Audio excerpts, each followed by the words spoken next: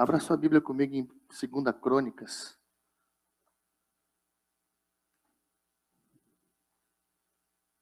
Capítulo 26.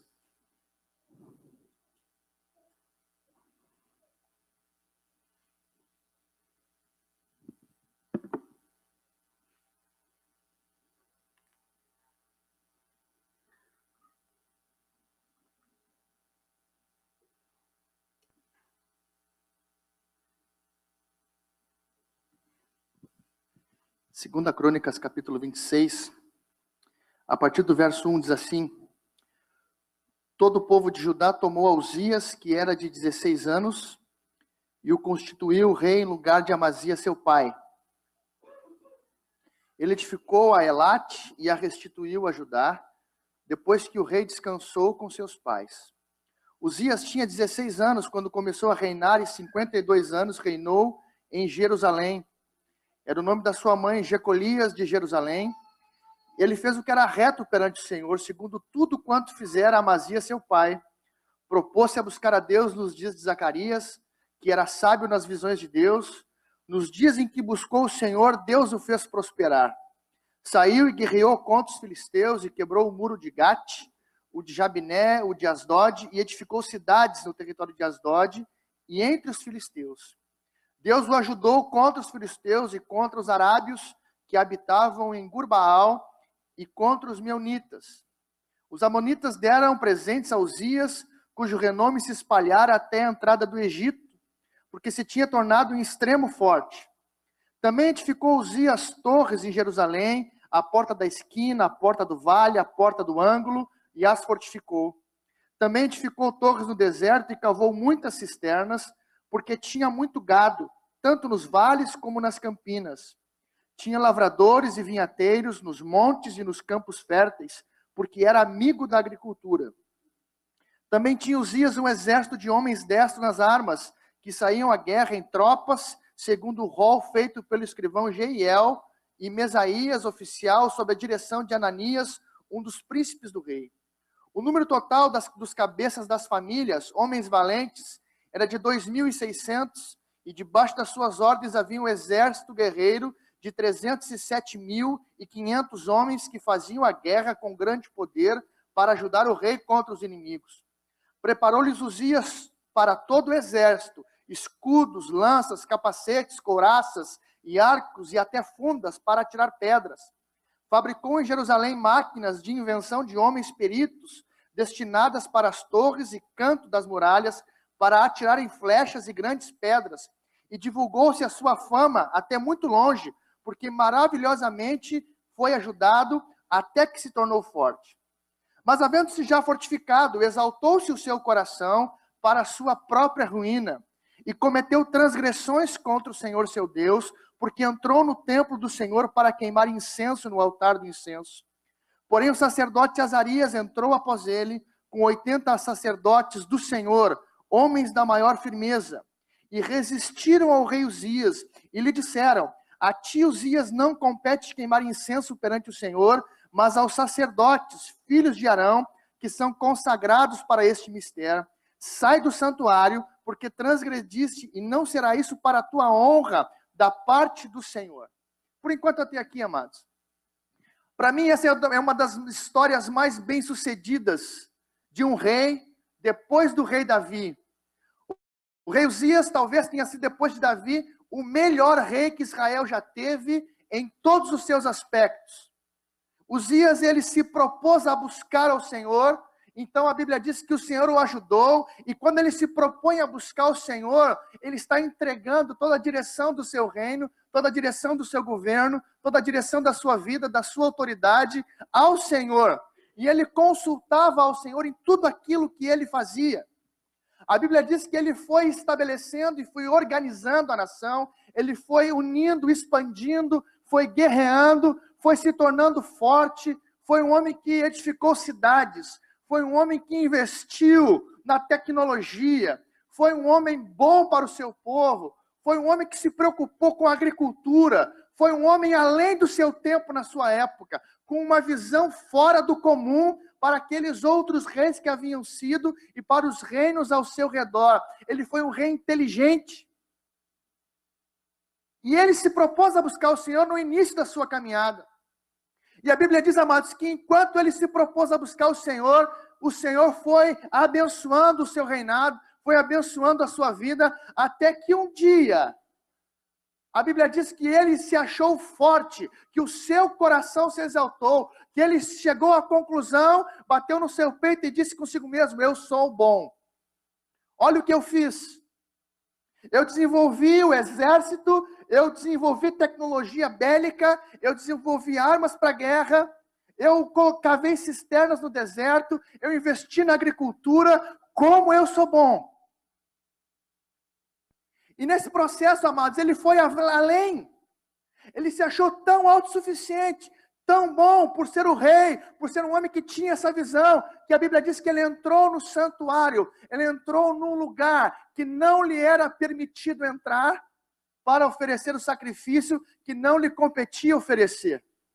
E é nesse momento, amados, que eu vejo 80 homens, e é sobre isso que eu quero falar essa noite, sobre esses sacerdotes. A Bíblia diz que 80 sacerdotes se colocaram diante dele, se colocaram na frente do rei, da autoridade máxima da nação, daquele que tinha nas suas mãos o poder da vida e o poder da morte.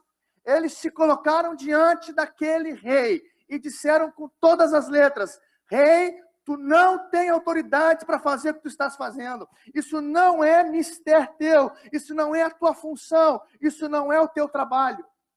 O que me chama a atenção nessa história, amados, não é o coração humano suscetível à queda. O que me chama a atenção não é o fato de que Uzias, depois que chegou num nível de conforto, de influência, ele ter achado que ele mesmo era bom, mas o que me chama a atenção aqui é que esses sacerdotes, esses homens, eles não se importaram com a figura que estava diante dele, eles se posicionaram em cima de algo que havia sido estabelecido por Deus. Homens da maior firmeza. Homens que entram aqui num momento de crise, num debate, numa discussão, num clima de tensão, aonde eles estão, por certo lado, diante do rei. De um rei que podia mandar matá-los. E de outro lado, eles estão diante de Deus. E eu quero falar nessa noite a respeito da firmeza da nossa vida.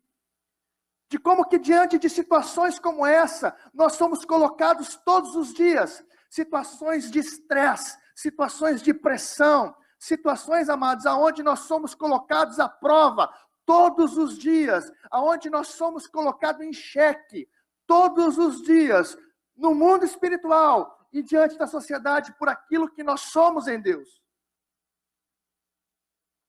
Quer seja diante de uma autoridade no trabalho, na faculdade, colegas, amigos, pessoas que se levantam como um instrumento para provocar em nós uma reação que nos afaste da graça do Senhor, que nos afaste da presença de Deus, que nos faça olhar para nós mesmos e de alguma forma nos acuarmos e parar aquilo que Deus tem para fazer através de nós. O que o diabo quer, a Bíblia diz, é matar, roubar e destruir. Ele trabalha incessantemente para plantar dúvidas na minha vida e na tua vida com relação ao propósito de Deus, com relação àquilo que nós somos em Deus. Quando nós olhamos Mateus capítulo 4, quando o diabo vem tentar Jesus, ele não vem negando a divindade de Jesus, ele não vem dizendo, Jesus, tu não é de nada, Jesus, tu não vale nada, não, pelo contrário, ele vem dizendo, se tu és o Filho de Deus, faça com que essas pedras se transformem em pães. Em outras palavras, o diabo está, na verdade, amados, tentando semear uma dúvida em Cristo. Se tu és o Filho de Deus, te atira daqui abaixo. E é isso que ele tenta fazer diariamente, tentar nos retirar de um posicionamento espiritual, de um lugar espiritual que nós somos colocados, a Bíblia diz em Efésios, com Cristo nas regiões celestes. A Bíblia diz que esses homens eram homens da maior firmeza. Eu fui atrás dessa expressão que me chamou a atenção, o que significa ser firme? O que significa firmeza? E como que nós podemos aplicar essa expressão no nosso dia a dia? Como que nós podemos nos colocar em Deus com firmeza diante dos nossos dilemas? Porque eu creio, amados, que todos nós aqui passamos por dilemas. A Bíblia diz, no mundo tereis aflições. E firmeza significa constância. Firmeza significa persistência, segurança, estabilidade, equilíbrio. São palavras que me chamam a atenção. Porque por muitas situações do nosso dia a dia, parece que a nossa confiança se vai embora. O nosso equilíbrio emocional, ele é muito tênue muitas vezes. Uma simples divergência com a esposa nos faz perder a cabeça. Ou com o esposo, ou com os filhos. Uma cobrança mais áspera do chefe no trabalho já nos faz murmurar. Perdemos o posicionamento, perdemos a constância. Quando as coisas não saem de acordo com aquilo que nós planejamos, com aquilo que nós elaboramos, muito fácil é para nós desanimarmos, perdermos o ânimo, perdermos a constância. Muito fácil é para nós perdermos a nossa segurança quando aquilo em que nós depositamos a segurança é tirado de nós. Quando nós perdemos o trabalho, quando nós perdemos a segurança financeira, quando nós perdemos um amigo, um parente, alguém em quem nós vimos e colocamos a nossa segurança, quando nos é tirado, é muito fácil, amados.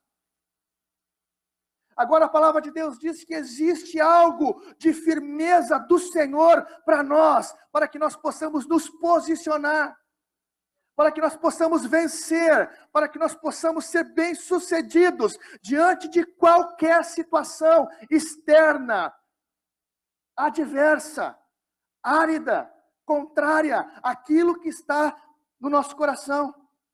E essa palavra é firmeza. Eu quero falar sobre 4 pontos sobre firmeza que nós precisamos desenvolver na nossa vida, queridos. Abra comigo a sua Bíblia em Tiago, capítulo 1.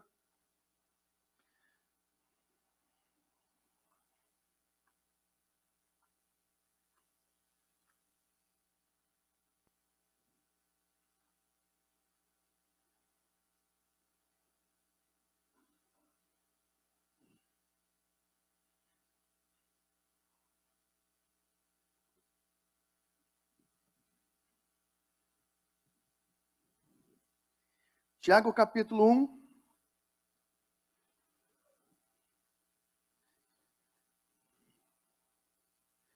Versículo 5 diz assim: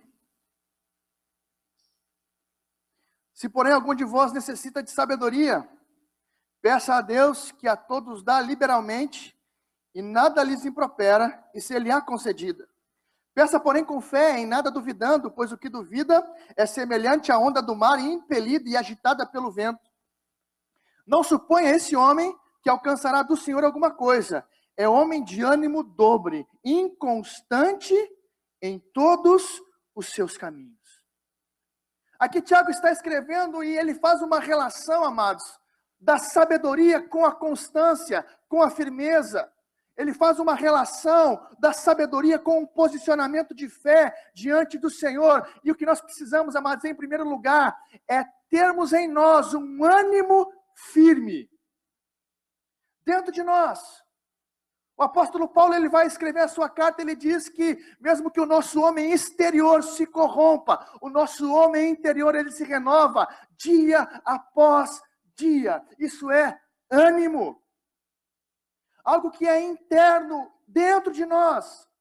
E Tiago está dizendo que este ânimo, que essa disposição, que este equilíbrio emocional, ele não vem sozinho, mas ele vem de uma sabedoria que nós buscamos em Deus. Porque o Senhor é a fonte de todo o recurso que nós precisamos. Então ele diz que o homem que é inconstante, o homem que não é firme, o homem que não é equilibrado, o homem que não tem segurança, o homem que não tem estabilidade, ele não tem sabedoria. Porque é a sabedoria que vem de Deus que estabelece a segurança na nossa vida. É a sabedoria que vem de Deus que estabelece o equilíbrio da nossa fé. É a sabedoria que vem de Deus, que nos dá serenidade no tempo da crise, para que nós possamos refletir e discernir aquilo que é de Deus para nós. E como é fácil para o homem, num tempo de crise, sair atirando para tudo que é lado para resolver os seus problemas. Bateu a crise financeira, banco, financeira, empréstimo, juro, cartão, vai aqui, vai ali, vai lá no agiota. Não, isso não. Como é fácil para nós, quando nós estamos num momento de dificuldade, nós não pensarmos, não pararmos para ouvir aquilo que Deus tem. A verdadeira sabedoria que vem do alto, amado, vem de um princípio. A Bíblia diz lá em Isaías que o Senhor conserva em perfeita paz aquele cujo propósito é firme. Um ânimo firme, ele vem de um entendimento que ainda que eu esteja passando por problemas, dificuldades, uma situação incerta, um confronto, um ataque frontal do diabo, o meu recurso vem do Senhor com sabedoria, para que eu possa decidir, para que eu possa me posicionar. Alguém já disse, não tome decisões em tempo de crise. Pare. E muitas das nossas decisões que dão errado, elas dão errado porque nós decidimos sem buscar de Deus sabedoria. E Tiago diz assim, olha, se porém alguém de vós necessita de sabedoria, peça a Deus, que dá a todos liberalmente e não impõe condições sobre isso, e nada lhes impropera. Então, amados, é a sabedoria de Deus na nossa vida que vai tornar o nosso ânimo firme, constante, equilibrado, seguro. Ele não vai tirar os problemas diante de nós, não vai tirar as dificuldades do dia a dia, não vai resolver os problemas que você tem que resolver amanhã, mas um ânimo firme, um ânimo baseado na sabedoria de Deus, vai nos dar condições, diante de dar qualquer passo, buscar do Senhor uma direção. Ânimo firme. Esse ânimo firme, amados, ele não caminha sozinho. Nós precisamos entender que essa firmeza de ânimo, ela vem de uma firmeza na palavra que o Senhor tem falado ao nosso coração. O salmista diz no Salmo 119, 105, lâmpada para os meus pés é a tua palavra e luz para os meus caminhos. Isso é a iluminação do Senhor pela sua palavra, que vai dirigir os meus passos.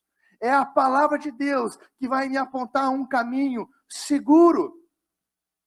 E essa lâmpada, essa lamparina, ela era usada para iluminar no máximo 1,5 metro à sua frente. A lamparina de óleo. E à medida que eles iam andando, mais ou menos nesse sentido, apontando os pés, lâmpada para os meus pés é a tua palavra, aonde eu estou pisando agora. O Senhor vai me dando direção, vai me dando sabedoria. Agora, se eu preciso de algo que está diante de mim, a Bíblia diz, e luz para os meus caminhos, eu tenho condição de olhar para frente, e essa mesma palavra que vai me iluminando hoje, vai dizer o caminho que eu tenho que seguir amanhã. A Bíblia diz, amados, que é diante das vistas do Senhor que nós vamos andar seguro e obter conselho diante das dificuldades.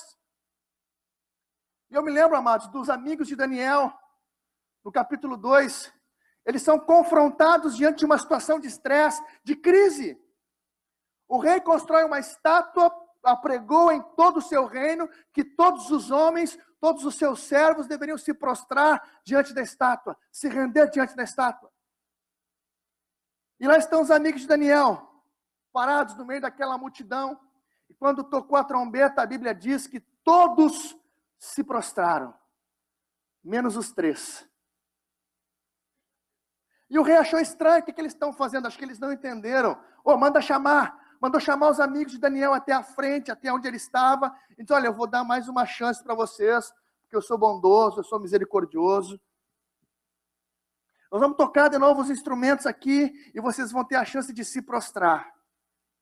E se vocês não se prostrar, vocês vão para a fornalha. Olha a firmeza que aqueles homens tinham na palavra. Eles disseram, rei, não te preocupa, porque o Deus a quem nós servimos, se quiser nos livrar, vai nos livrar. Senão, nós vamos morrer na fornalha. Mas fica sabendo que nós não vamos abrir mão de permanecer firmes naquilo que nós entendemos, e nós não vamos nos prostrar diante de ti. Firmeza na palavra, queridos. Qual é a base da palavra que nos solidifica, que nos mantém de pé? É a base de conhecimento que nós temos de Deus. E nós estamos vivendo um tempo de superficialidade. As pessoas estão com muita informação pela internet, pelos diversos meios de comunicação, mas não estão se aprofundando. Estão vivendo uma vida cristã, achando que simplesmente ler um versículo compartilhado aqui, ou compartilhado lá, ou então alguém que me dê uma palavra aqui, é suficiente. Não, nós precisamos ter uma firmeza na palavra de Deus. Porque quando tudo estiver contra nós, o que vai nos manter de pé, queridos, é a palavra. É aquilo que o Senhor nos falou, é aquilo que Ele nos disse, é a iluminação que vem da palavra do Senhor. Precisamos ser homens e mulheres de firmeza. Firmeza no ânimo, firmeza na palavra, firmeza no chamado. O apóstolo Paulo era um homem que tinha uma incrível disposição para cumprir o chamado que Deus tinha para a sua vida. Ele estava andando de cidade em cidade, em aldeia, e ele tinha um alvo, ele tinha uma palavra de Deus, ele tinha um ânimo constante na sua vida, e ele sabia que um dia ele ia estar na cidade de Roma para pregar o evangelho. E quando ele está retornando na sua terceira viagem, que ele está indo para Jerusalém, os irmãos ali nas mais boas intenções, estavam dizendo para ele: Paulo, não vai para Jerusalém, porque se tu for vão te prender. Paulo, fica aqui com nós. Se tu continuar, eles vão te prender. O apóstolo Paulo, ele tinha uma firmeza no seu chamado. Não importa o que aconteça, eu sei que eu vou chegar lá em Roma. E ele diz na sua carta: uma coisa eu faço, eu me esqueço das coisas que para trás ficam, e eu prossigo para o alvo da soberana vocação de Deus em Cristo Jesus, porque eu não julgo que eu já alcancei, tem mais para mim. Quantas vezes, amados, nós abrimos mão do chamado de Deus na nossa vida? Quantas vezes nós desistimos do que Deus tem para nós, quando enfrentamos uma dificuldade, quando enfrentamos uma tempestade? E olha, o que Paulo enfrentou não foi fácil. Ele entrou no navio, o navio afundou, ele foi para uma ilha deserta, foi picado por uma cobra, todo mundo achava que ele ia morrer, mas ele continuou firme. Ele continuou firme. Quando ele estava preso com Silas na prisão, ele podia muito bem fugir, ele ficou firme lá. Não, eu estou aqui porque eu sei que o lugar de Deus para mim é aqui, e o carcereiro, nós estamos todo mundo aqui, fica tranquilo. Quantas vezes nós abrimos mão, porque na primeira dificuldade já desistimos. E sabe por que muitas vezes nós desistimos do chamado, desistimos da vocação, desistimos de exercer aquilo que Deus nos chamou para exercer? Porque nos falta ânimo, porque nos falta uma fortaleza, uma fundamentação na palavra que nos sustente, querido. Aqueles sacerdotes que estavam lá diante de Uzias, eram homens que tinham um ânimo firme. Isto é, eles não estavam preocupados se era o rei que estava ali e quem é que estava ali. Eles sabiam que aquele homem não podia fazer o que estava fazendo. E eles iam defender isso com as suas vidas, se fosse preciso. Aqueles homens conheciam a palavra de Deus e sabiam que somente para os sacerdotes era aquele mistério. E eles iam defender isso com as suas vidas. E há um quarto ponto aqui, amados, sobre firmeza, que é a firmeza nos relacionamentos. Abra comigo Filipenses capítulo 1.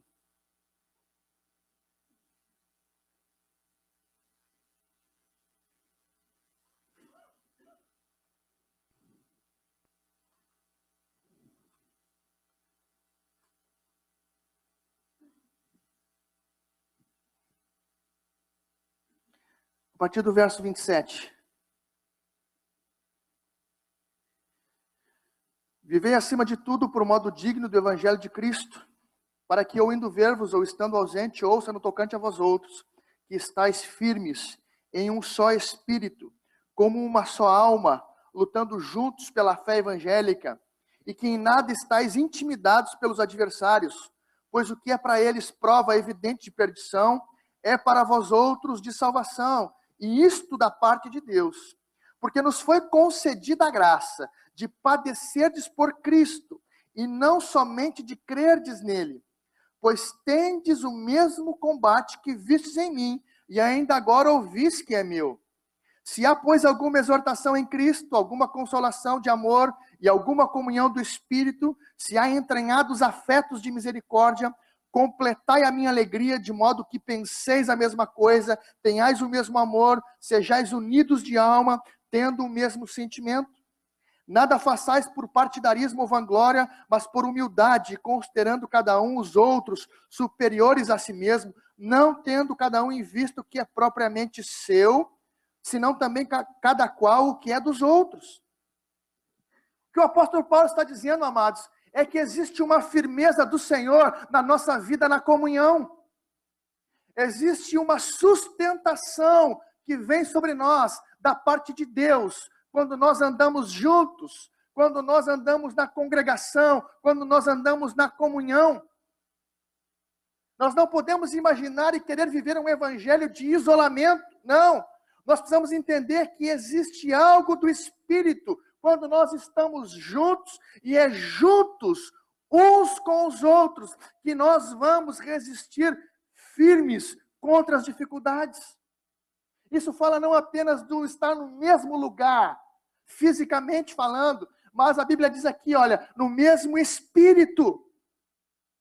E espírito ali é letra minúscula, a primeira vez que Paulo usa, ou seja, é uma consciência mútua que nós temos, que somos uns dos outros, um parte da vida do outro. Somos um corpo em Cristo. Não somos apêndices isolados, desconectados. Nós temos uma função conjunta. E é quando nós estamos juntos, quando um está mais fraco, é que nós nos fortalecemos. Quando o pé está inchado, quando o pé está inflamado, todo o corpo sofre junto. Então eu preciso entender, amados, que a dificuldade do meu irmão é a minha dificuldade, que a tristeza dele é a minha tristeza. E da mesma forma, a minha alegria é a alegria do meu irmão.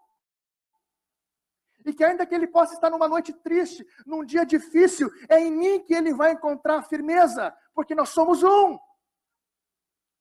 Olha para o teu irmão e diz assim, olha, a firmeza que tu precisa está em mim. Porque nós somos um corpo.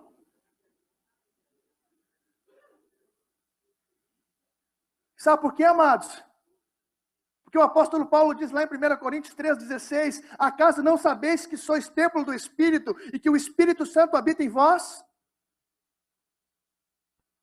Então é em mim. Porque o Espírito está em mim, está em ti. E está em todos nós aqui. E como um corpo que somos nele, nós podemos fortalecer a vida do outro. E devemos fazer isso, amado.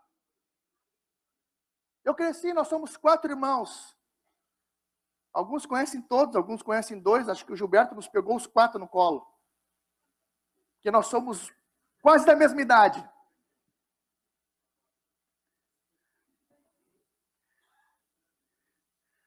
Nós brigávamos todos os dias em casa. Todo dia a gente brigava. Todo dia, não tinha um dia que não dava uma briga em casa.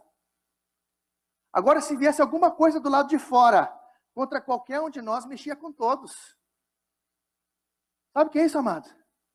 Às vezes nós vamos ter diferenças internas, de não concordar com alguma coisa. Eu sou gremista, e sei que alguns irmãos hoje vão ter que dormir mais cedo também, né? Porque o time deles não está lá na final, mas enfim, somos um só corpo. Não teve. Agora tem uma coisa, amados, que é importante. Tem uma coisa que é importante nós sabermos disso.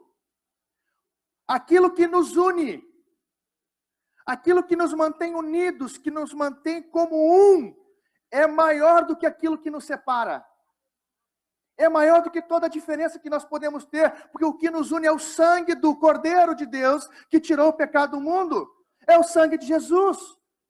Então, amados, o apóstolo Paulo, ele está dizendo que nós temos que ter uma perspectiva diferente da vida dos nossos irmãos. Não somente como aquele que vai me providenciar algo, mas também naquele com quem eu vou poder ajudar, suportar, no sentido de sustentar, de manter firme, de manter de pé. Então ele diz assim, olha, cada um não tem em vista o que é seu, mas o que é do irmão.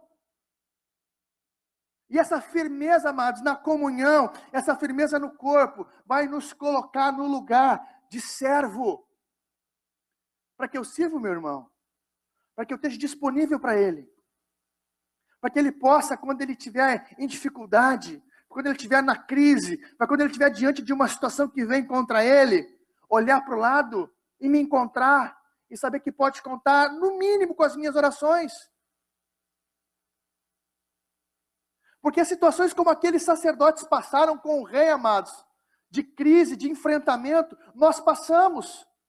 E muitos ficam pelo caminho, porque não estão firmados, alicerçados, arraigados no ânimo, na palavra, no chamado e na comunhão.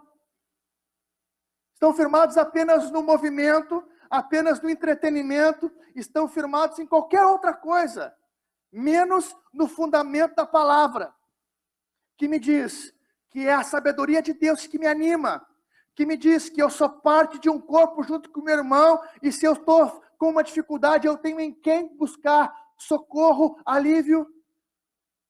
Que me diz, querido, que quando eu me mantenho firme, firmado em Deus, pode se levantar todo o inferno. Caiam 1000 ao teu lado, 10.000 à tua direita, tu não serás atingido. É isso que a Bíblia diz, querido. E essa condição vem de um entendimento de identidade.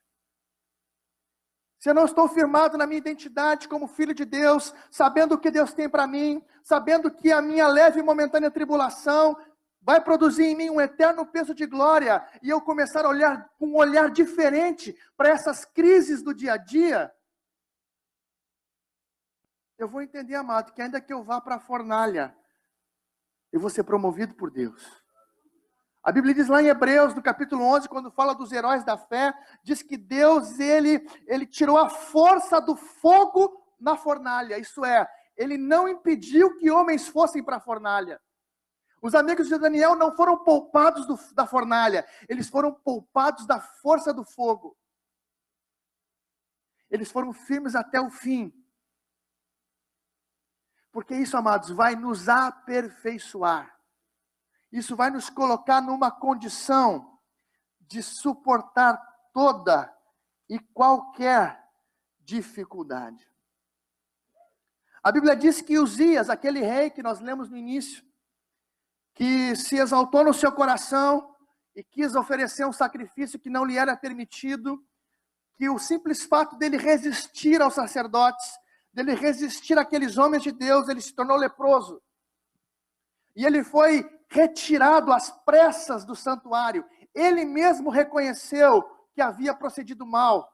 Foi retirado às pressas do santuário e morreu leproso, separado. Foi tirado do meio da comunhão, mas a Bíblia diz que aqueles sacerdotes, eles resistiram, foram firmes. E eu creio, amados, que o Senhor quer nos levantar como uma igreja firme, diante das dificuldades que nós enfrentamos, diante das pressões que nós enfrentamos, pressões que são políticas, que são religiosas, que são emocionais, que são de trabalho, do dia a dia. Quando nós nos firmamos na sua palavra, quando nós nos firmamos na sua sabedoria, nós vamos resistir, nós vamos permanecer. E eu quero te convidar a ficar de pé nessa noite.